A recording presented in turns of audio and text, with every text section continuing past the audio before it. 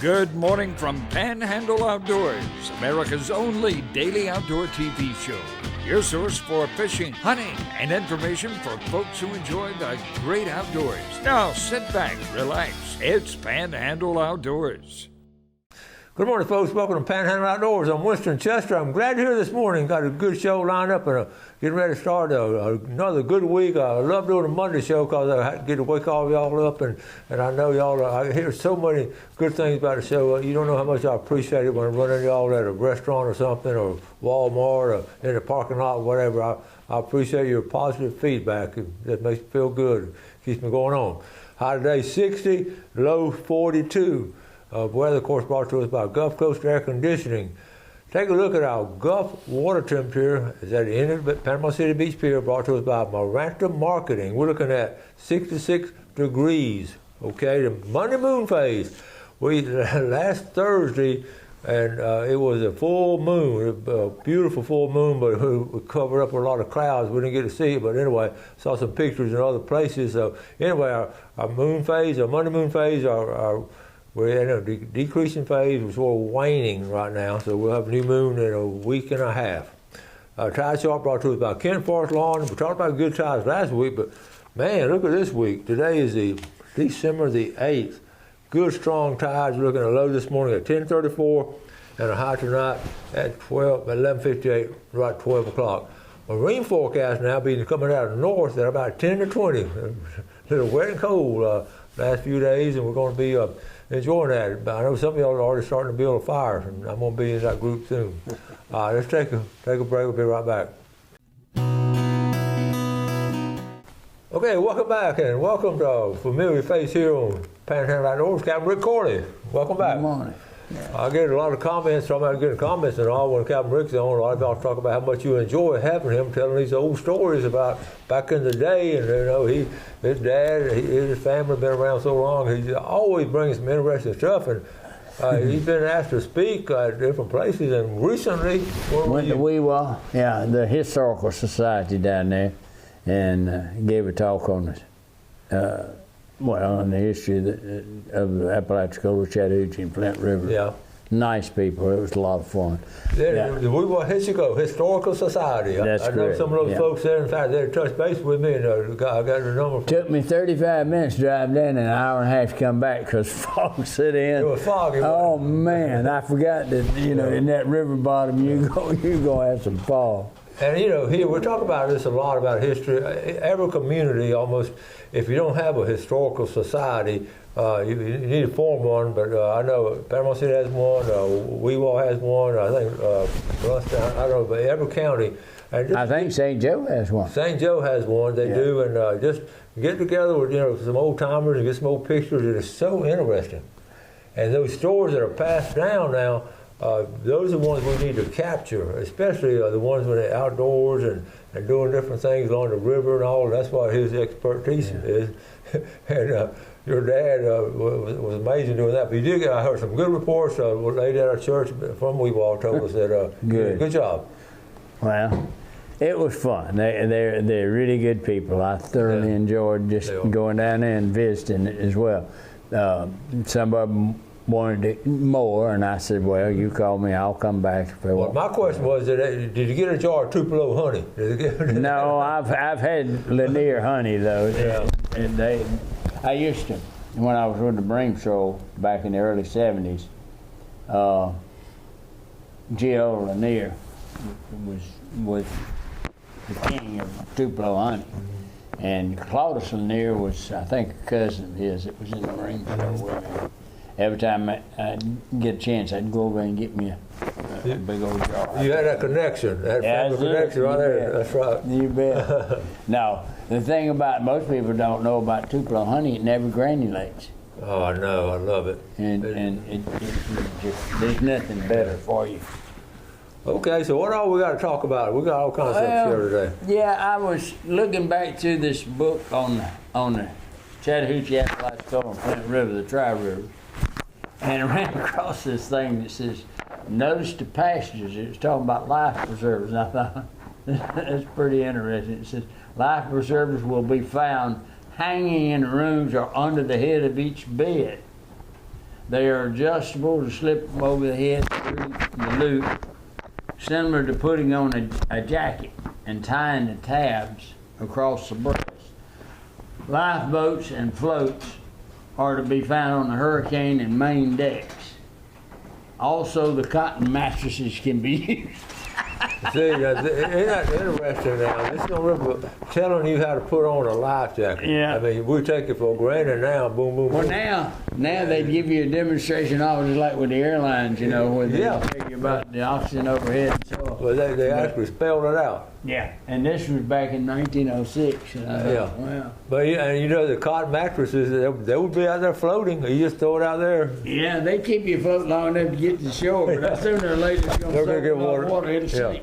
They're gonna get waterlogged. Oh, I Okay. dropped my, Yeah. okay. Let's see. Yeah. Dropped my Okay. microphone. We're talking about the cotton mattresses, Mattress. how important they are. And we're going I don't know. There were several accidents along over the years with Yeah. steamboats, you know, Yeah. different. And I guess I always thought about it, when the level of water got low, it really became dangerous. Well, in the old K-pop, they wouldn't stay afloat forever. Yeah. The old K-pop could eventually soak water too, but it'd keep you up long enough to be rescued. Yeah. But yeah. And your family, I think your dad was born up in Muskogee County, up in Columbus, Georgia, Muskogee County in 1908. 1908. And he made many a trip. Yeah, it was funny. My great-grandfather ran Blessey Farms, which Okay. is now Fort Benning, Georgia. Okay. But they, at the end of World War I, they purchased the farm and turned it into Fort Benning. They needed an infantry training base, and it had the area and everything. So Dad was working on a farm, and at that time in 1918, when they had the Spanish flu, came back with all those troops, brought it back to this country, is how it got here. Okay. And there were people getting sick and dying, and you know, it was as bad as COVID or more because they didn't have anything to fight it with. And it wound up, Dad was having to milk cows. Well, they had 300 cows on that farm. That's a lot of cows to have to milk twice a day. Yeah. And the kids were having to do it because all the adults had gotten sick, and they were in the bed, and the kids were doing the work. 8, 10, 9 years old, you know. Wow. Some of them, the oldest kids were only about 14 at the time. And so when the adults started getting over it and getting back to work, Dad says, I've had enough of this. I'm going somewhere and getting me a job. And he ran away from home. Well, they didn't know it. Well, he had 2 uncles that worked on the Callahan as engineers. So he ran away and got down there, and they come find out the cabin boy had gotten Spanish flu and died. Just like COVID, it hit the young and the old. It didn't hit the in-between so much. Well, they thought he was just looking for a job, and it wasn't unusual for a 10, 11-year-old to get a job. Wow. And he was 10. Okay, let's take a break now. We'll come back and finish up this tour. We'll be right back. Okay, welcome back. Today we've got Rick Corey. He's right in the middle of a story, so I'm going to let him finish his story. So your dad, he's got tired of milking 300 cows. So Yeah. he ran down to the river and jumped on a boat. He went down and found his great uncles, and they said, well, yeah, we need a cabin boy. Their cabin boy had passed away with the Spanish flu. So he went to work on there as a cabin boy, which all they had to do was keep the bunk rooms clean and so on, and help in the galley and run messages back and forth wherever the skipper told him to do it, you know. But he started out there and wound up working his way up, and in 1925, the 2 uncles told him, says, go down to Mobile to the Steamboat Inspection Service and tell them you want to sit for the test for inland waters and rivers. And he says, I can't do that. And they says, yeah, you can. He says, no, I'm only 17. You got to be 19. He said, they don't know that. Tell them you're 19 and go on down and take the test. Well, you didn't argue with adults back then. Yeah. So he went down and took the test, passed it.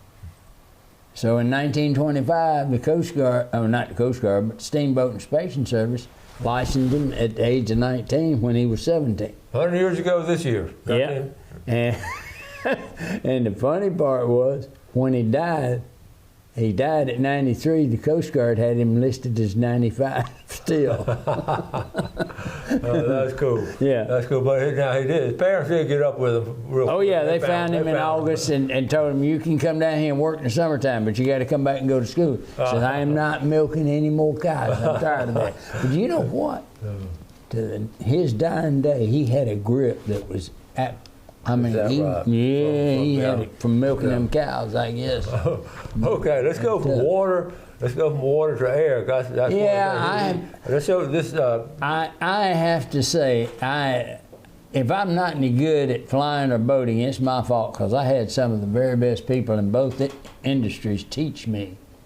I had Johnny Reaver, and then my aerobatic instructor was a fellow by the name of Art Skoll. Okay, I've got his picture here. So tell us about this. Art, he passed away during the filming of Top Gun. They had a stunt that he was doing, and he was a stunt man in Top Gun. Yes, he was. He was when they got into supposedly the inverted spin from going through the jet wash. Well, he was actually doing it in a specially set up pit special biplane with a canopy very similar to what's on the. Wow! So he was. So he taught you. So you learned. He taught me aerobatics. Yes. Okay. I was looking. And he was a world champion. 7 times. Okay. I was looking on the side of the plane right here. Yeah. And, okay. Let's start at bottom. Moscow in '66. Yeah. East Germany, Japan, England, France. He won all those national. International. International. Yeah. Right. He was world champion 7 times and was in the top 3 times. And he autographed a picture to you. Yeah. I know you treasure this. Oh, yeah. Yeah. And so he lost his life during the filming of Top Gun. They had a counterweight to keep the airplane in the inverted spin. They had to have the weight in the tail move back, and they had a concrete block on rollers, and they had like a window crank that they installed. And it worked. They'd done several times. They had to take 3 or 4 or 5 takes. I don't know how many, but the last take they were doing, the cameraman went with him. They both died. It jammed, and they couldn't get it forward. So that's what happened. It was going. And they couldn't get to where they could get the nose down and get the airplane flying again, and they couldn't get out because the airplane was spinning upside down so fast. Oh my goodness! And they were trapped and went in the Pacific Ocean upside down. Wow, That way. I did not know that. Yeah. And then that was your instructor. Yep. Wow. So, I don't care how good you are. Yeah. Mechanics will get you sometimes. Yeah. It's just one of those things. Well, to be international champion 7 times like that, he had been something else. Yep. Yeah. But some people say, well, that's terrible. I said, yeah, but he was doing what he loved to do. Did, yeah. You die doing what you're doing. Yeah. As they say, you go out with your boots on. And, he did. People talk about dying in your sleep. I said, that's boring. Yeah. You're missing something. Okay.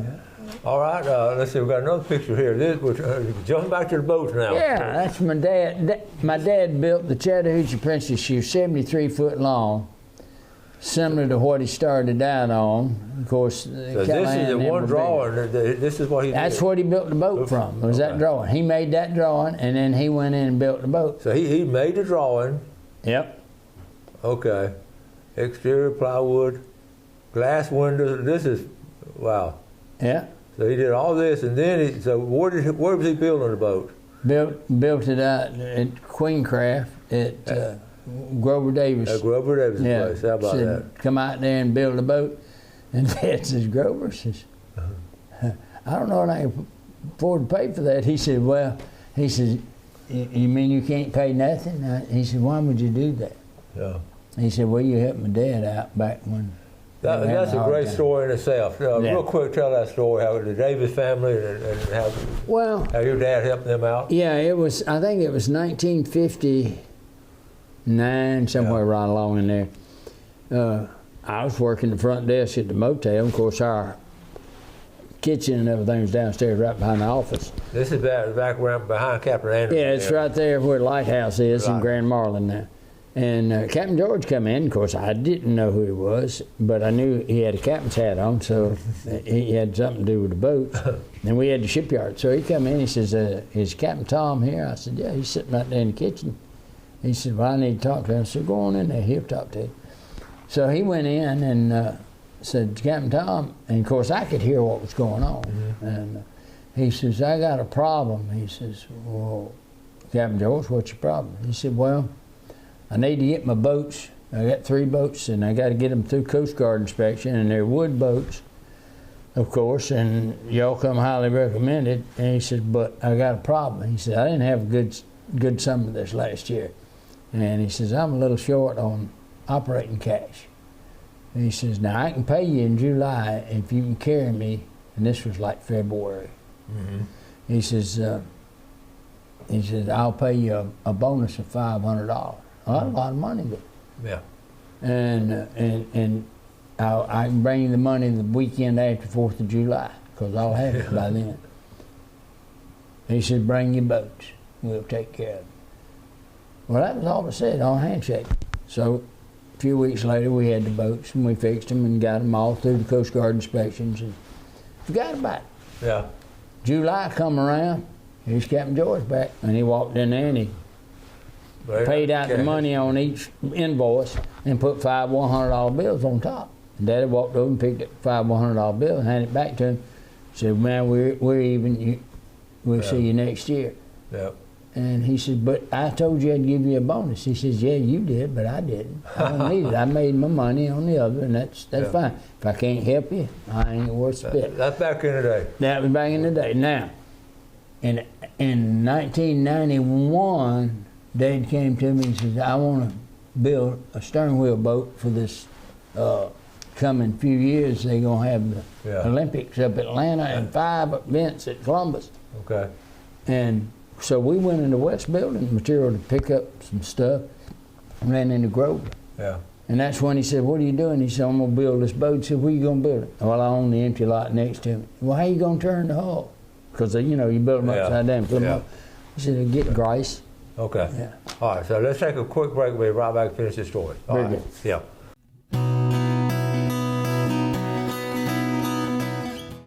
Okay, welcome back. Let's take a quick look at our fishing game time today, brought to us by Blue Water Outriggers in Port St. Joe, 2:01 a.m. to 4:01, and this evening 2:28 to 4:28. It'll be a little bit breezy if you're out on water, so be careful. So let's finish up on that story. So anyway, this was in, I think, 92. And Grover said, what are you doing? And he told him, He said, well, I got a better deal than that. He said, what's that? He said, well, come out to Queencraft. I'll let you have a space out there.